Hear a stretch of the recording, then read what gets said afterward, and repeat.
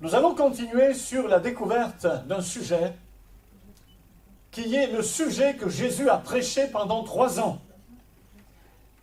Est-ce que vous êtes d'accord avec moi pour dire que si Jésus a mis 3 ans pour enseigner ce sujet, nous, on ne peut pas mettre 3 mois. C'est un sujet majeur qui a occupé tout le ministère de Jésus pendant les 3 ans de son ministère. Et donc, nous voulons prendre le temps de nous arrêter, de mâcher, de digérer, de comprendre le message que Jésus a adressé à l'Église du monde entier. Pendant des décennies, pendant des siècles, des hommes et des femmes se sont nourris de cette parole. Et ça a changé la face de notre terre, et ça continue à changer la face du monde. Parce que la parole de Dieu change les hommes, elle change le monde. C'est la raison pour laquelle nous voulons comprendre le message du royaume de Dieu. Nous pensons souvent avoir compris, nous n'avons pas forcément totalement intégré. Ce matin, je voudrais m'arrêter avec vous sur ce sujet, que ton règne vienne. Nous allons nous commencer avec ce thème, les principes vivants et puissants du royaume de Dieu. Ce matin, encore une fois, nous voulons rappeler ceci. Tout ce que nous savons en tant que chrétiens n'a aucune valeur si ça ne devient pas une expérience.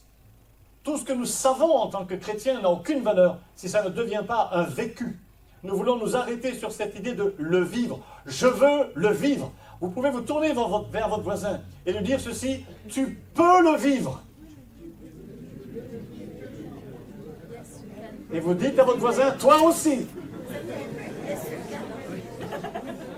Nous voulons passer aux actes. La Bible ne parle pas de la connaissance des apôtres. Elle parle des actes des apôtres. Ils ont produit des actes parce qu'ils avaient acquis une connaissance pendant les 3 ans du ministère de Jésus. Mais si Jésus avait su que les apôtres n'allaient pas se lever pour faire le job, il n'aurait pas donné cet enseignement, car ça aurait été de la perte de temps pour lui. Mais Jésus l'a fait parce qu'il savait qu'ils allaient le faire. Et ils l'ont fait. Et l'Église est née. Et l'Église est arrivée jusqu'au bout du monde à Orléans. Et elle est là aujourd'hui. Et elle doit le faire aussi parce que l'Église ne fait que commencer.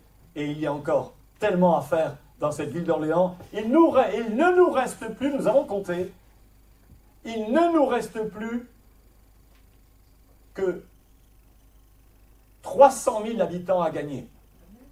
C'est bon. Ça sera vite fait maintenant. On a fait le plus gros.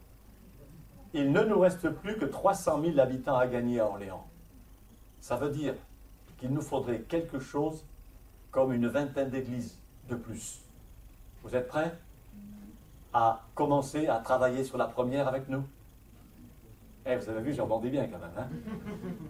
Il y a du boulot, on va relever nos manches et on va passer aux actes. Amen? Oui. Alors, le royaume de Dieu doit changer notre manière de vivre, les principes vivants et puissants du royaume de Dieu. Je voudrais vous dire quelque chose. Mes frères et mes sœurs, je le dis souvent, je le dis pour moi-même en premier et j'en suis convaincu. Nous devons toujours être prêts à remettre en question ce que l'on pense savoir. Dans le sens que, si je pense que je sais quelque chose de la parole de Dieu, c'est qu'en réalité, je ne sais rien du tout, parce que je n'ai pas compris la première loi, c'est que j'ai tout à apprendre. Donc ce matin, parce que la parole de Dieu est infinie, ce que je sais est presque rien. Je veux apprendre. Et je ne veux pas seulement apprendre, mais je veux vivre le royaume de Dieu dans ma vie. J'en vis une partie, mais je crois que je ne vis pas tout et que j'en suis loin. C'est la raison pour laquelle nous voulons ensemble nous remettre en question pour vivre le royaume, le règne, la présence de Dieu dans notre pensée, dans notre cœur, dans notre manière d'être, de réagir et de fonctionner. Oui, tout ce qui est écrit dans la parole de Dieu, et lorsque Jésus a dit « Mon règne est venu au milieu de vous », il parlait de quelque chose de divin. Il parlait de quelque chose de... Oh là! Il parlait de quelque chose de divin. Mais je sens que vous n'êtes pas convaincus que c'est divin. Parce que quand on parle du royaume de Dieu, ça fait pour certains d'entre vous 40 ans que vous en entendez parler. Et vous vous dites, il n'y a pas de raison que j'apprenne quelque chose de nouveau ce matin. Et si c'était le contraire? Donc le royaume de Dieu nous annonce quelque chose de divin. Donc quelque chose de très très particulier, quelque chose de supérieur, quelque chose qui nous dépasse, quelque chose qui peut produire en nous de vrais changements personnels, profonds et satisfaisants. Je voudrais vous dire une chose, Personne n'a une connaissance exhaustive de la puissance de Dieu. Personne n'a une connaissance exhaustive du royaume de Dieu. Tout ce que nous pensons savoir est une toute petite partie. Nous voulons nous donner le temps de comprendre ce qu'il y a dans le royaume de Dieu. Et je voudrais vous dire que c'est grâce au royaume de Dieu que le monde change aujourd'hui. C'est grâce au royaume de Dieu que la Chine est en train de se convertir. C'est grâce au royaume de Dieu que toute l'Amérique du Sud est faite de personnes qui, en très large majorité, sont des gens convertis à Jésus-Christ, pas toute l'Amérique du Sud, mais une grande partie, parce que les églises sont extrêmement vivantes et engagées. Mais c'est vrai aussi dans le reste du monde. Et on appelle aujourd'hui, en termes missiologiques, on a l'Europe le point noir de l'évangélisation. L'Europe est le lieu où le message de l'évangile rencontre une résistance toute particulière. C'est la raison pour laquelle l'Église de France est une Église qui a une mission particulière, celle de percer les murailles, celle de permettre au divin de venir bousculer l'incrédulité de nos Français. Amen. Et les Africains devraient dire Amen. Oui, parce qu'ils sont bien avancés en Afrique. Hein. C'est vrai ou faux, mes frères et mes sœurs?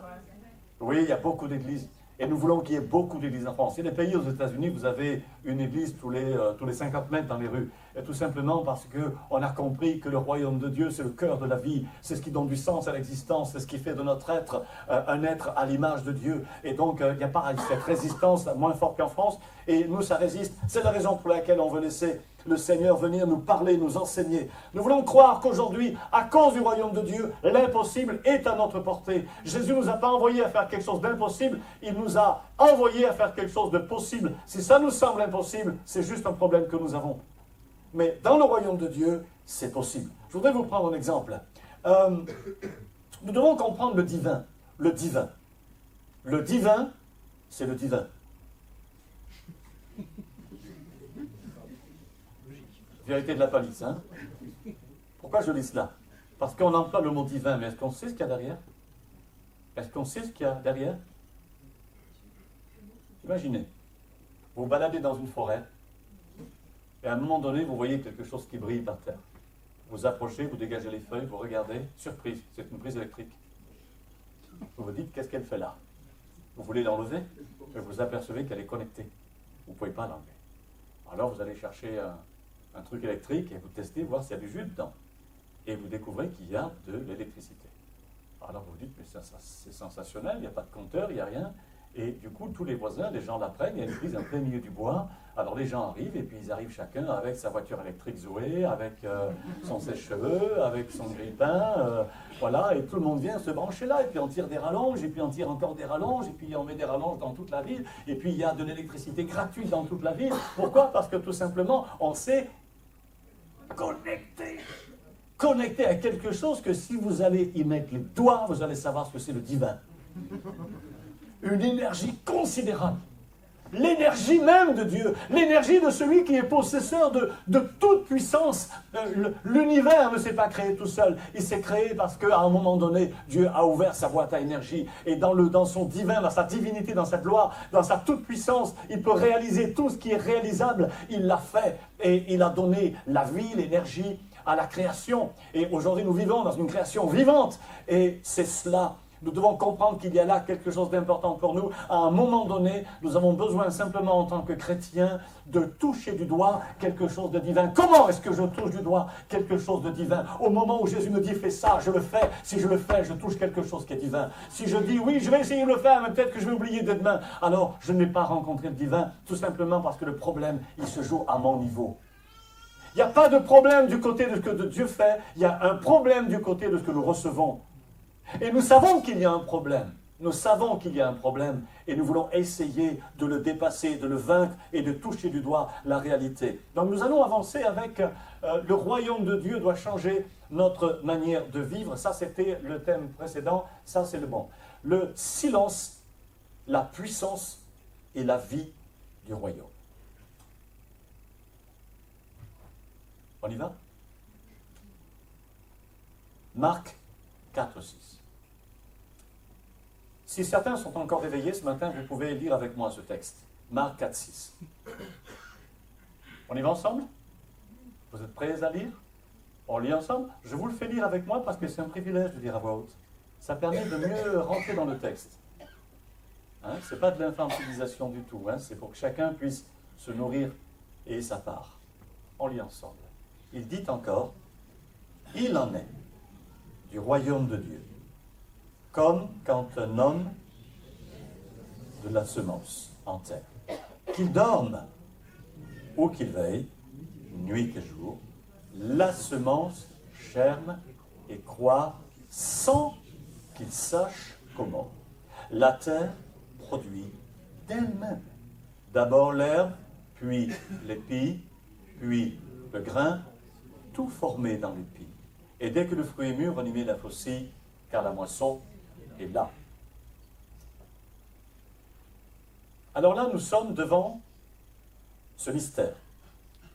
Dans ce texte que nous avons sous les yeux, Jésus est en train de prendre une image du royaume. Il ne nous fait pas un cours de botanique, il prend une image du royaume. Il explique ce que c'est que le royaume de Dieu. Et pour expliquer ce que c'est que le royaume de Dieu, il va chercher une loi. Parce que tout ce que Dieu a fait, il l'a fait dans le cadre de lois et de principes. Dieu n'a rien inventé, les choses, sans qu'elles soient reliées à une évidence et à une logique. Dieu s'exprime à nous avec des lois, avec des principes. Et tout ce qu'il fait est très bien architecturé. On est dans la perfection. Donc, ici, il y a une loi pour nous. Laquelle? Il nous dit ceci, quand la semence est jetée, Jésus a jeté une semence. Le royaume de Dieu est une semence. Vous êtes d'accord avec moi? Oui ou non? Moi, c'est peut-être pas convaincant ce matin. Moi, finalement, je pense qu'à 9 h, les gens sont mieux réveillés. C'est peut-être parce que c'est plus froid le matin. Ils se lèvent, là, ils arrivent à la fraîche, ils sont plus dynamiques. Mais à 11 h, on sent déjà que, voilà, bon, alors, moi, je voudrais appeler l'énergie du Saint-Esprit sur vos cœurs ce matin. Hein? Ou alors, peut-être que c'est moi qui en ai besoin. C'est possible aussi. Alors, on y va. Ce que nous dit ici Jésus, c'est que lorsqu'on jette une semence en terre, il n'y a plus rien à faire. Cette semence est condamnée à mourir. Elle est condamnée à mourir. Il va se passer quelque chose. On va en parler dans quelques instants.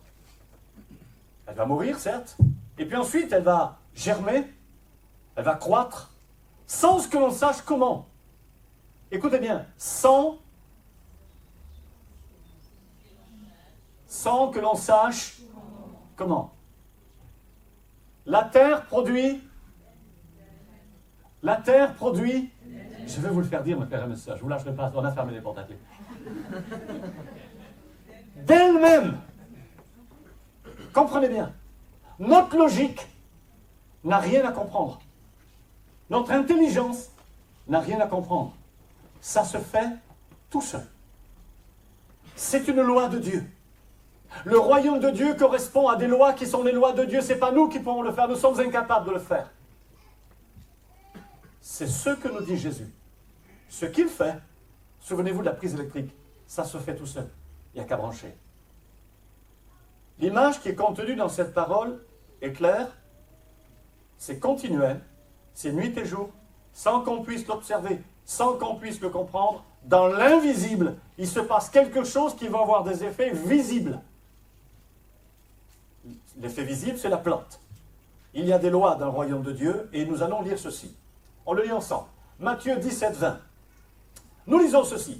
Je vous le dis en vérité. Encore un texte qu'on connaît depuis 30 ans. Oui, je sais, je suis désolé, mais il n'y a que des textes qu'on lit depuis 30 ans. Hein. Pourtant, ces textes-là n'ont jamais terminé de nous parler et de révolutionner notre foi. Je vous le dis en vérité. Si vous aviez de la foi comme un grain de sénévé, vous diriez à cette montagne, transporte-toi d'ici, et elle se transporterait, et rien ne vous serait impossible. Observez, nous sommes devant un texte où Jésus nous parle toujours du royaume de Dieu. Il nous parle maintenant de la foi. Qu'est-ce que la foi? La foi, c'est le moment où on se branche à la prise. La foi, c'est le moment où je vais me connecter à la parole de Dieu. Cette parole que j'ai entendue des milliers de fois, mais qui n'a pas eu de suite dans ma vie. Un beau jour, je décide que je vais tenter l'affaire. Et je branche une prise. Et je branche ma foi. Et au moment où je me branche, je me connecte à un principe qui est divin. Et à partir de là, je ne fais plus rien parce que c'est Dieu qui le fait. Parce que la prise, parce que l'électricité, c'est pas moi qui la fournis, c'est EDF. Le Saint-Esprit, c'est pas moi qui le fournis, c'est le Saint-Esprit, c'est Dieu qui le fait. Je veux vous dire ceci, dans ces deux textes, Dieu nous explique à travers Jésus qu'il y a des choses que l'on ne peut pas faire, que l'on ne sait pas faire et qu'il ne nous demande pas de faire. Il nous demande simplement de comprendre que c'est lui qui va le faire, mais pour le faire, il faut qu'on se branche. Comment se brancher? En croyant qu'une parole de Jésus, quand il l'a dite, devient une vision. En croyant qu'elle est authentique et qu'on ne peut pas avancer plus loin si on ne la met pas en pratique. Alors la mettre en pratique, c'est difficile parce qu'on a beaucoup de mal à changer notre vie. Je dirais même que personne ne peut changer sa vie. Quand on essaie de changer sa vie, c'est dans un moment où on est parti dans un camp chrétien. On change sa vie pendant le temps du camp chrétien. On rentre à la maison et de jour en jour, le niveau de changement régresse. Et vous retrouvez vos habitudes. Vous savez comment ça marche, n'est-ce pas? Bon. Ici, Jésus nous dit, si vous avez de la foi comme un grain de sénévé, remarquez qu'il prend volontairement la graine la plus petite qui existe. Il aurait pu dire, si vous avez de la foi comme un baobab. Mais il ne dit pas ça. Il dit, si vous avez de la foi comme un... Et là, il le fait exprès. Il choisit volontairement, comme un grain de sénévé. Pourquoi? Tout simplement parce que c'est ce qu'il y a de plus petit. Le grain de sénévé, il peut être aussi petit qu'il veut, par principe, pour des raisons naturelles et biologiques, aussi petit qu'il soit, il va devenir un arbre. Et la puissance n'est pas en moi, elle est en Dieu. C'est lui qui le fait. Quand nous semons notre jardin, nous ne faisons rien. C'est Dieu qui le fait, c'est la vie qui le fait, et Dieu est la vie. Vous êtes d'accord avec cela? Donc, déjà, c'est rassurant, on n'a pas à le faire. Mais on a à se brancher, on a à se connecter. Et il nous dit ensuite ceci, et là il va d'un extrême à l'autre. Il part du grain de sénévé, et puis il dit ceci, vous direz à cette montagne, transporte-toi d'ici, et elle se transporterait, et rien ne vous sera impossible. Et là on dit, Seigneur Jésus, tu as une foi formidable, mais quand même on a un peu de mal à te suivre. D'abord parce que dans le Loiret il n'y a pas de montagne, et même s'il y en avait une, on aurait tous quelques doutes. Qu'est-ce que veut dire Jésus? Il veut dire que pour atteindre le résultat qui nous semble le plus impossible, intouchable, irréalisable, on a besoin juste d'aller se connecter comme le grain de sénévé. Se connecter à la prise, à l'énergie qui est en Dieu. C'est lui. Et comment cette énergie se diffuse? Par sa parole. Il y a dans la parole de Dieu la puissance de l'énergie qui nous permet de réussir. On va le faire. Ce texte nous donne une leçon pour accéder à la foi qui donne accès à toutes les possibilités. Vous allez me dire, la foi, ça fait des années, il faut avoir la foi. Comprenez, avoir la foi, ce n'est pas faire l'effort de produire la foi. Avoir la foi, c'est d'entendre une parole de Jésus et de dire, Seigneur, je le fais. Ça, c'est la foi. Il ne nous demande pas de l'inventer. Il nous demande de faire le peu qu'il nous demande. De le faire exactement comme il le dit.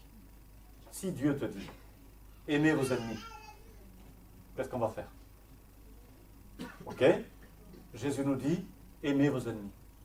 Qu'est-ce qu'on va faire? Alors je ne sais pas comment, je vous laisse avec ça. Là, hein. Je vous laisse vous débrouiller, vous pouvez discuter, faire des petits groupes de 4, régler la question. Voilà, moi je vous dis, Jésus dit, il me le dit aussi à moi, aimez vos ennemis. Allez, d'abord on va identifier un ennemi. Je vous laisse quelques secondes pour identifier un ennemi. Normalement ça va très vite. C'est celui qui vous a mal parlé avant-hier. Allez, un ennemi, là, c'est quelqu'un qui vous a bien blessé, qui vous a bien vexé, là, hein, bien cassé. Il y en a des choses comme ça qui arrivent des fois, non? Ça y est, vous l'avez identifié? Quels sont ceux qui l'ont identifié? Levez la main, non, en toute sincérité, on y va franc jeu. 1, 2, 3. Ah non, mais il y en a qui font ça. Non, parce que c'est quand même difficile de dire que j'ai un ennemi en tant que chrétien. Non, d'accord, vous n'avez pas d'ennemi, mais lui, il est devenu votre ennemi. Donc, vous levez la main, pas de problème, c'est pas de votre faute. Alors, allez, on a une à dire, identifier un ennemi. Allez, on lève la main si on a un ennemi. On va compter combien d'ennemis on a à régler leur compte, là.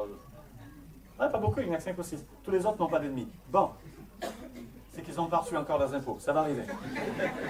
Il va y avoir au moins un ennemi.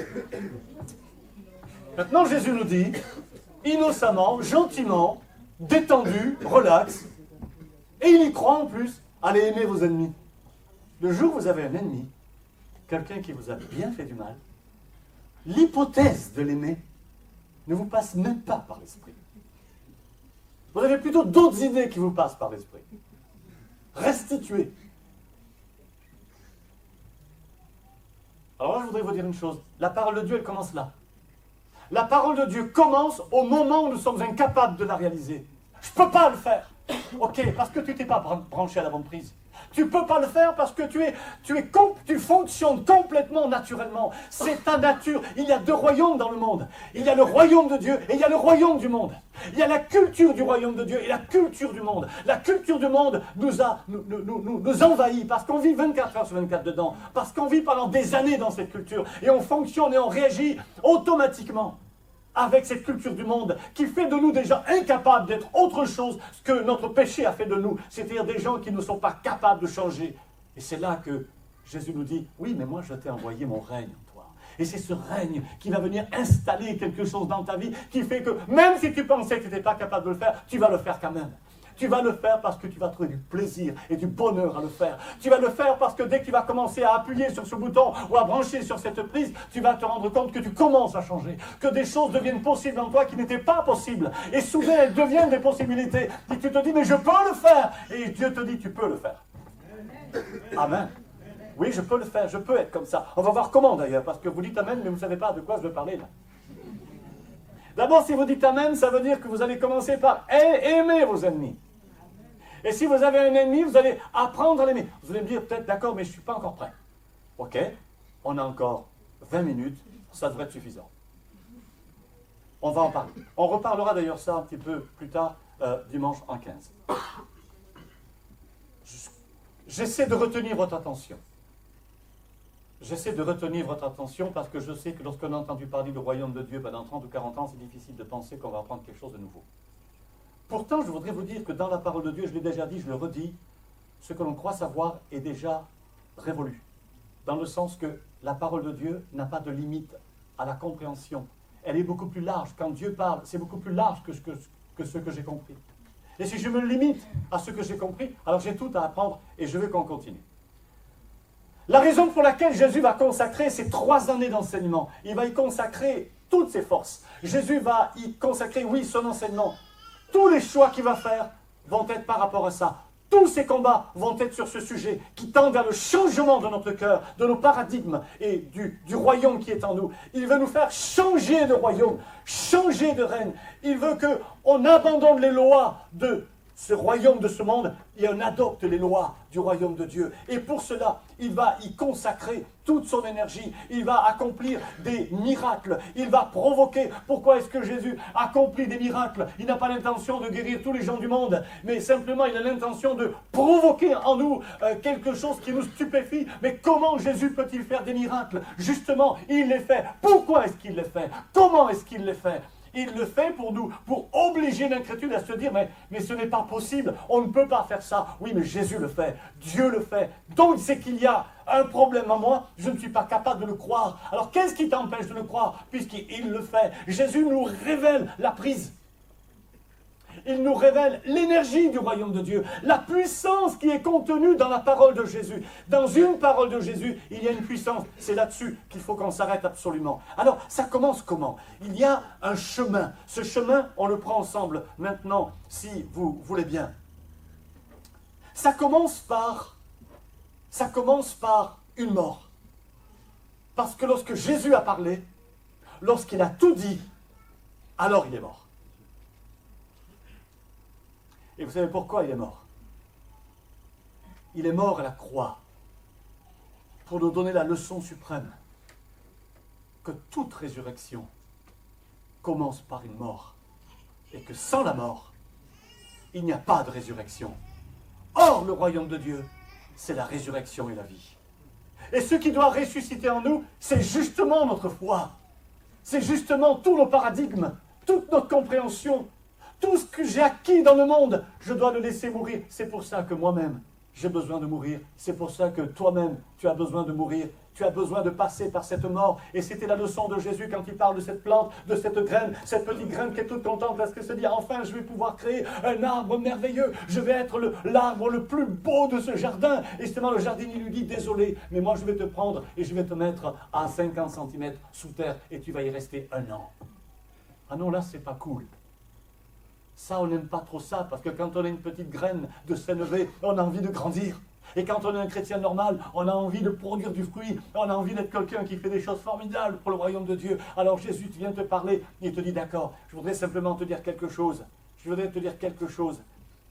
Ce qui est en toi aujourd'hui, c'est-à-dire ta nature, elle t'interdit d'être un chrétien. Ma nature, je vais parler de la mienne, ma nature, ce qui est naturel, ce qui est du royaume de ce monde-là, la culture dans laquelle je baigne avec vous, elle m'interdit d'être un chrétien. Elle ne me le permet pas. Pourquoi? Parce que toutes mes valeurs ne sont pas celles du royaume de Dieu. Il est là le problème. Et le problème est que souvent en nous, il y a 90% des valeurs du monde et 10% des valeurs du royaume de Dieu. Maintenant, vous pouvez modifier légèrement les proportions si vous voulez. Mais de la vie de Dieu, de la vie de Jésus, il faut qu'il y ait 100% du royaume de Dieu et 0% des valeurs du monde.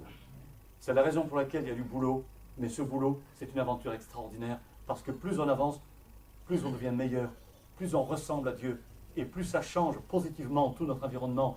On est tous bénéficiaires dans cette affaire. C'est notre avantage, c'est notre privilège de le vivre. Alors, oui, ça commence par une mort. La semence, c'est un principe simple. Pour monter très haut, il faut descendre très bas. Pour paraître à la lumière, il faut aller vers la nuit du sous-sol. Il faut apprendre ce que c'est que notre mort à nous-mêmes, la mort à soi. Je sais que ce n'est pas un message qui est super motivant et super enthousiasmant. Pourtant, si, c'est enthousiasmant, parce que justement, derrière cette mort, il y a le devenir. Je vais devenir ce que enfin Jésus voulait que je devienne. Donc, c'est enthousiasmant. Alors, on va lire ensemble Luc 41, 11. Allez, c'est vous qui le lisez. On y va ensemble. Luc 14, 11. Car quiconque s'élève sera abaissé et quiconque s'abaisse sera élevé. Ça, c'est une loi du royaume de Dieu. C'est un principe. Nous sommes avec une nature, quand je parle de la culture de ce monde, de cette société, de cet univers dans lequel nous baignons, de ce jus qui nous a imprégnés, eh bien, nous sommes face à cela. Nous avons besoin de nous élever. Et lorsque nous avons besoin de nous élever, nous construisons des barrières d'orgueil. Nous nous blindons dans une culture qui est incapable de refléter le royaume de Dieu. Alors Jésus dit, celui qui s'abaisse sera élevé. Maintenant, on va parler de s'abaisser. Comment on fait pour s'abaisser? Eh bien, s'abaisser, c'est mourir. C'est un petit peu l'idée de tous ces textes. Je voudrais vous en lire un autre. Il n'est pas sur le PowerPoint, je vous le lis. Romains 6, 5. Je vous le lis. En effet, si nous sommes devenus une même plante avec lui, vous voyez, il revient sur l'image de la plante. Si nous sommes devenus une même plante avec lui par la conformité en sa mort, nous le serons aussi par la conformité en sa résurrection. Cette mort, elle fait partie de notre expérience de chrétien. Elle coûte. Et pourtant, elle paye. On reçoit beaucoup plus qu'on donne dans ce moment-là. Ensuite, Romains 6, 7, je vous le cite, car celui qui est mort, qui va donner la suite de mémoire? Car celui qui est mort est libre du péché. C'est-à-dire, il est libre de la culture du royaume de ce monde. Mais comment peut-on devenir libre à ce point, mort à ce point, en diminuant? Jean-Baptiste a pu dire à propos de Jésus, moi je dois diminuer et lui il doit grandir. L'homme doit descendre, le Fils de Dieu doit monter. Mon humanité, enfin je veux dire par là, ma nature naturelle doit s'effondrer pour que la nature de Christ monte en moi. Et c'est possible, c'est accessible. Ce n'est pas un projet qui, encore une fois, n'aboutira à rien. Non, c'est une expérience personnelle que je peux vivre si je l'ai décidé. Si je ne l'ai pas décidé, je ne le vivrai pas, c'est sûr. Ce principe de mort à soi, c'est reconnaître donc que notre nature ne peut s'adapter au cœur de Dieu. Elle en est incapable. Alors vous allez me dire, mais pasteur, je suis baptisé quand même.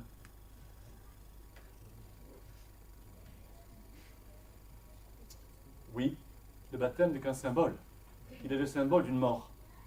Le baptême est une mort. S'il y a le baptême, mais pas la mort, le baptême ne sert à rien. Vous me suivez? S'il y a le baptême dans l'eau, mais qu'il n'y a pas eu la mort, alors vous allez me dire, mais pasteur, mais la mort, quelle mort? Eh bien, c'est décidé. Décidé de diminuer. Comment? On sait tous l'orgueil qu'on porte en nous. On a parlé un petit peu du principe d'humilité dimanche dernier. On sait tous, dimanche d'avant, pardon, qu'importe d'ailleurs, on sait tous que nous réagissons souvent par orgueil, par vanité. Dites-moi oui, dites-moi quelque chose. Conformez-moi, dites-moi que vous êtes toujours avec moi, là. Confirmez-le-moi. On est tous avec en nous quelque chose qui réagit dans l'orgueil. C'est vrai ou non? Bon, tous ceux qui sont mariés le savent, les autres ne le savent pas encore. Ceux qui sont mariés le savent. On l'a déjà dit la dernière fois, je ne vous refais pas le numéro. Mais c'est vrai que nous sommes très facilement vexables. Nous sommes très facilement irritables. Nous sommes très facilement blessés parce que quelqu'un a présenté quelque chose qui nous dérange parce que c'est au-dessus de ce qu'on peut faire, par exemple. Nous avons tous cette problématique d'ego. Vous connaissez l'égologie? L'égologie, ce n'est pas l'écologie. Hein. C'est juste la science de connaître ce qui se passe en nous.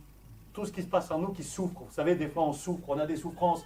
Vous avez je ne sais pas, vous avez allez, je ne sais pas, j'essaie de chercher quelque chose. Allez, une dame, tiens, une dame, voilà, bon, je prends une dame, mais après je prendrai un monsieur, autrement les dames vont dire, ouais, c'est du sexisme. Ok, la dame, elle s'est acheté un manteau, un beau manteau, très riche, très cher plutôt, et, parce que le mari est très riche. Et donc, elle a ce beau manteau et elle rencontre son ami qui vient juste d'acheter quelques jours avant un manteau moins cher et moins beau. Et là, les amis, alors tu l'as payé combien?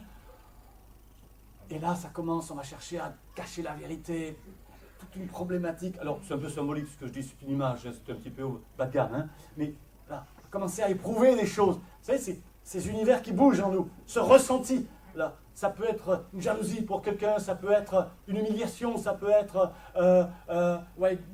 toutes sortes d'états intérieurs qui nous mettent mal à l'aise. Et on s'aperçoit que ce qui se passe en nous, c'est le mouvement de l'ego qui se bagarre avec lui-même. C'est ça l'être humain. On a des choses comme ça en nous. C'est un univers empoisonné. C'est un univers qui reflète ce monde. Ce n'est pas l'univers du royaume de Dieu. Je pense que l'univers du royaume de Dieu, c'est descendre encore d'un étage. Et lorsque vous rencontrez la personne qui a acheté le manteau de vos rêves, et parce que son mari a les moyens de lui payer, et vous, votre mari n'a pas les moyens de vous le payer, vous lui dites ton manteau, il est ravissant, il est magnifique, c'est le plus beau qu'il pouvait t'offrir, et franchement, je me réjouis que tu l'aies.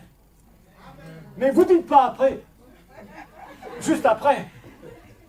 Franchement, il y a vraiment des gens qui sont matérialistes. Et c'est vengeance après coup, là. Hein. Non! Ça, c'est remonter. Il faut redescendre, la tête sous l'eau, et dire, Seigneur, bénis cette personne. Merci de ce que son mari est riche. Alors maintenant pour les autres. La voiture. C'est exactement la même réalité. La même réalité. Je veux dire que mourir,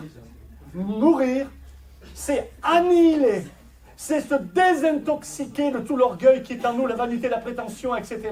C'est annihiler en nous ce fonctionnement du royaume de ce monde avec toutes ces valeurs d'orgueil, de prétention et d'égoïsme. Et c'est la raison pour laquelle cette mort est une décision personnelle. Je dois pouvoir dire, en temps normal, j'aurais donné mon grain de sel, j'aurais donné mon avis, j'aurais dit que c'est moi qui ai raison, je me serais avancé comme celui qui sait tout. Vous savez, à la maison, il y a des hommes comme chacun de tous les hommes qui sont ici qui savent tout. Hein, mesdames? Mesdames, c'est vrai. Et puis il y a aussi des femmes qui savent tout. Hein, puis elles disent toujours à leur mari, oui, tu ne sais pas le faire. En général, ils ont raison. Mais je veux dire que, voilà, on est tous avec cette situation à l'intérieur de nous sur laquelle on doit pouvoir prendre une décision. Quiconque s'élève sera abaissé, quiconque s'abaisse sera élevé. Désolé, c'est une parole de Jésus. Je suis désolé, au-delà de cette parole, il ne se passera rien dans notre vie si ça, on ne met pas en pratique. À partir du moment où on a une parole de Dieu qui nous arrive, on ne la met pas en pratique, on a perdu la matinée. Tout simplement parce qu'on fait croire qu'on est chrétien. Mais en réalité, on est juste des gens qui connaissons la parole de Dieu. Mais en réalité, elle n'active rien en nous. Elle ne change rien. Pourquoi? Parce qu'on n'a pas identifié par quoi ça commence, par quoi ça continue et à quoi ça aboutit. Mais quelqu'un qui commence à redescendre, imaginez dans un couple, chacun redescend d'un étage chaque jour. Allez, on baisse de l'état, on s'enfonce dans la terre. On est en train de se semer en terre. On renonce à être orgueilleux. On renonce à se défendre. On renonce à se justifier. On renonce à être supérieur. On renonce à tout ça. On accepte d'y renoncer. On essaie de valoriser quelque chose dont on parlera dimanche prochain ou dimanche d'après, je ne me souviens plus. Et ce quelque chose-là, c'est un amour infini. Accessible. Parce que dès que je descends en humilité, je monte en amour et en compassion. C'est automatique. Parce que je mets en place une règle du royaume de Dieu. Et à partir du moment où je pratique une règle du royaume de Dieu, je commence à recevoir le bénéfice du royaume de Dieu. Celui qui s'abaisse, comment il sera élevé? Eh bien parce que quelqu'un qui est humble, vous avez envie de l'élever. Tout simplement parce qu'à un moment donné, Dieu va élever un homme, va élever une femme, simplement parce qu'il a accepté de mourir. C'est le principe d'humilité, pas d'humilité. Faire le choix qui est à l'opposé du monde. Mes frères et mes sœurs, si vous faites ce choix, vous allez à contre-courant du monde. Vous êtes d'accord avec ça? Dans le monde, on s'élève. Dans l'Église, on descend. Et en descendant, c'est comme ça qu'on va s'élever, alors que ceux qui se sont élevés, ils vont souvent redescendre plus bas. C'est le premier pas. C'est le premier pas. Et au fur et à mesure que vous allez vous abaisser, vous allez sentir une paix descendre sur votre foyer. Une sérénité vous emporter. Vous allez combattre souvent, mais vous allez apprendre à dire non et à accepter de mourir à toutes sortes de dimensions de votre caractère, du mien aussi, d'ailleurs. Et vous allez sentir que ça bénit votre entourage et que ça change la situation. Je continue. Jésus est à contre-courant. Vous êtes d'accord avec moi? Jésus était à contre-courant. Oui ou non? Est-ce que Jésus a adopté la culture de son époque? Non, Jésus l'a contesté. Il a dit, il vous a été dit, mais moi je vous dis.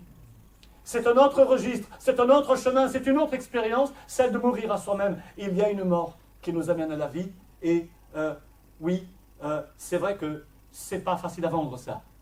Pourtant Jésus l'a dit un jour. Et vous? Il va provoquer un peu ses disciples. Et vous? Voulez-vous encore me suivre? Pas facile de suivre Jésus. Mais en fait, le suivre, c'est à ce moment-là qu'on commence à découvrir l'incroyable puissance du royaume dans notre vie. L'incroyable puissance du royaume dans notre vie. Oui, c'est vrai que prêcher la mort à soi-même, ça ne va pas attirer les gens. Ça, c'est ce qu'on croit. Mais c'est l'inverse qui va se passer. Il fallait être à contre-courant quand on s'appelait Mère Teresa. Cette femme, comme vous le savez, a accepté de ne pas plaire au monde. Elle a accepté des choix qui n'étaient pas ceux qu'on aurait fait dans le monde. Dans ce monde où l'on cherche la facilité, la réussite, le bonheur, le plaisir, etc., elle a choisi d'aller s'asseoir avec les mourants en Inde. Dans les mouroirs, elle est venue s'asseoir avec la puanteur, le sang, les cris de souffrance, la pauvreté extrême. Elle s'est assise avec ces gens, et à l'heure où ils préparaient leurs derniers instants, elle les a pris dans ses bras, elle les a embrassés, elle les a aimés, jusqu'au dernier moment. Et en faisant cela, elle a pratiqué une loi du royaume. Elle a aimé inconditionnellement, même les plus malheureux, les plus misérables, les plus sales, les plus malades, les plus désagréables.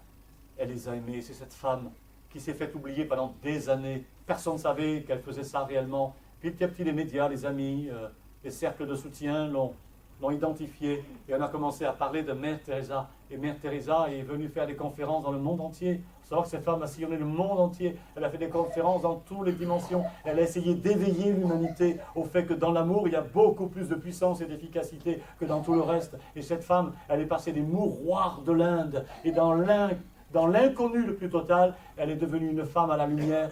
Dieu l'a élevée, elle a enseigné devant des chefs d'État, elle a enseigné dans toutes les dimensions. Cette femme a fait des choses extraordinaires, tout simplement parce qu'elle a fait un choix, celui de mettre en pratique une loi du royaume. Aimer les plus faibles, ne pas chercher les plus grands, mais se contenter de chercher ceux qui ont le plus besoin. C'est cette femme qui a dit ceci: si tu juges les gens, tu n'as pas le temps de les aimer. Mère Teresa.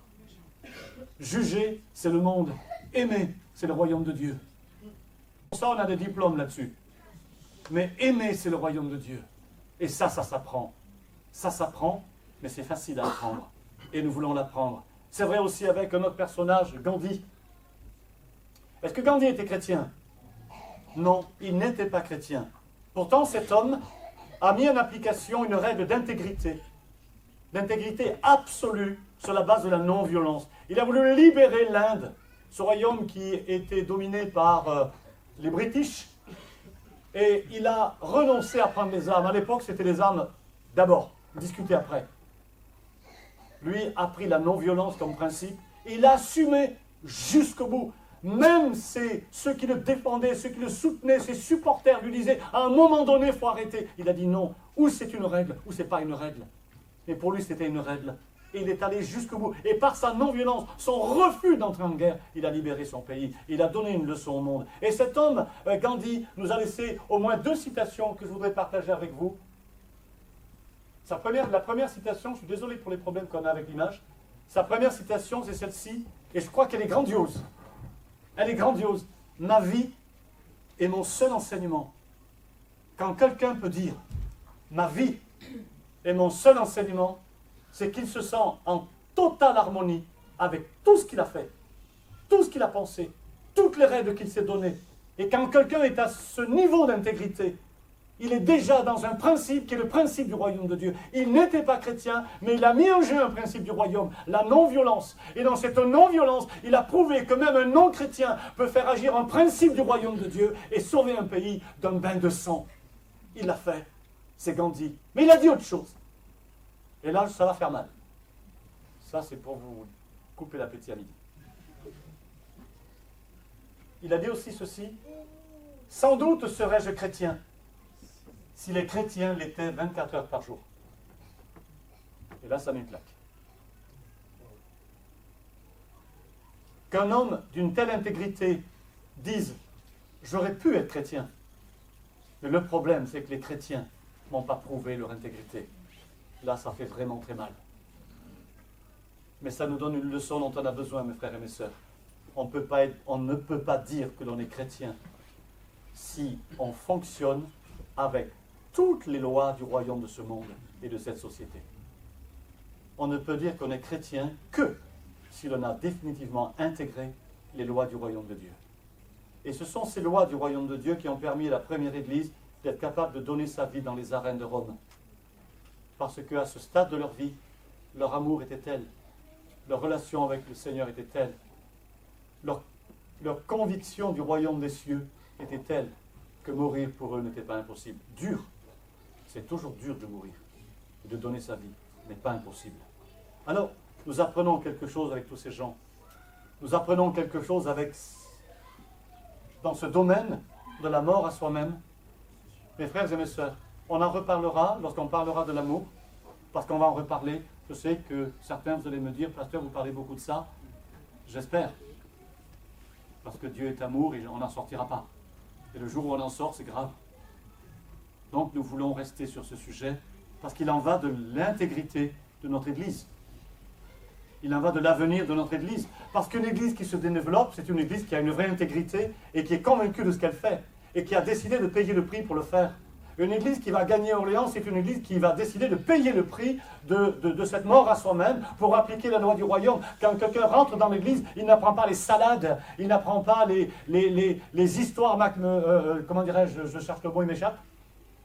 Les histoires qui ne sont pas très intéressantes, on va dire. Les ragots de l'Église, les conflits de l'Église, attention, ne fréquente pas un tel. Fais attention, cette personne-là n'est pas fiable. Ça, ce n'est pas le royaume de Dieu. C'est juste les ragots, les problématiques relationnelles, le royaume de ce monde.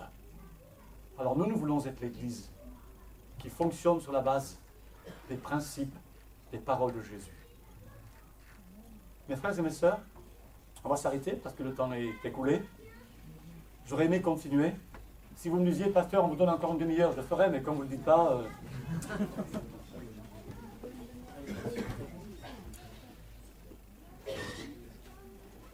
Nous allons nous arrêter là. Et nous allons nous lever ensemble et prier pour terminer. Nous allons prier pour cette dimension de... Nous allons prier en faveur de nous-mêmes par rapport à cette dimension de notre intégrité dans la mise en pratique de la parole de Dieu.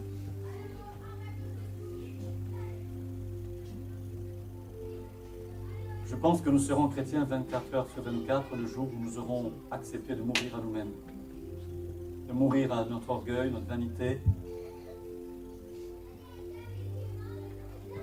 Mourir, c'est donner plus de place à l'effacement.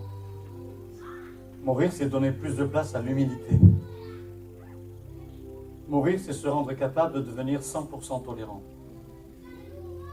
Mourir à soi-même, c'est 100% de patience. Mourir à soi-même, c'est 100% de pardon. 100% d'aptitude à la compréhension des autres, même si on ne les approuve pas. Mourir à soi-même, c'est accepter l'humain pour ce qu'il est, sans le condamner. Même Jésus n'a pas à condamner. Pourtant, il a rencontré des cas, mais son but n'était pas de perdre, mais c'était de sauver.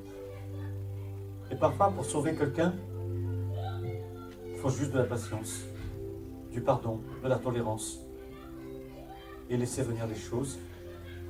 Alors nous allons prier ensemble dans ce sens.